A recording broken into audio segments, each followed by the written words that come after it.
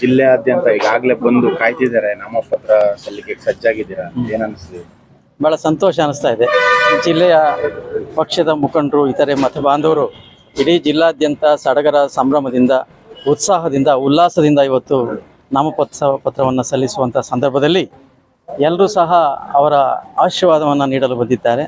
ನನ್ನ ಕ್ಷೇತ್ರದ ಎಲ್ಲ ಮಹಾಜನತೆಗೆ ಧನ್ಯವಾದಗಳನ್ನು ಸಮರ್ಪಣೆ ಮಾಡ್ತೇನೆ. ಈಗಾಗಲೇ ಚಂದ್ರಪ್ಪ ಅವ್ರ ಗೆಲುವು ಖಚಿತ ಅಂತ ಬಹಳಷ್ಟು ಅಭಿಮಾನಿಗಳು ಈಗಾಗಲೇ ಮಾತಾಡ್ತಿರೋವಂಥದ್ದು.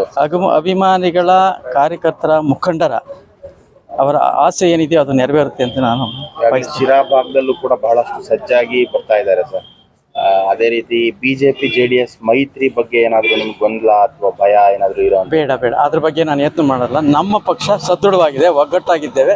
ನಾವೆಲ್ಲರೂ ಗೆಲುವಿನ ಪತಾಕಿಯನ್ನು ಹಾರಿಸ್ತೇವೆ. ಕಾರ್ಯಕ್ರಮಕ್ಕೆ ಯಾರೆಲ್ಲ ಬರ್ತಾ ಇದ್ದಾರೆ? ಎಲ್ಲ ಬರ್ತಾ ಇದ್ದಾರೆ. ಜಿಲ್ಲಾ ಸಚಿವರು, ಸನ್ಮಾನ್ಯ ಮುಖ್ಯಮಂತ್ರಿಯವರು, ಜಾರಕಿಹೊಳಿ ಸಾಹೇಬರು, ಮುನಿಯಪ್ಪ ಸಾಹೇಬರು ಬರ್ತಾರೆ.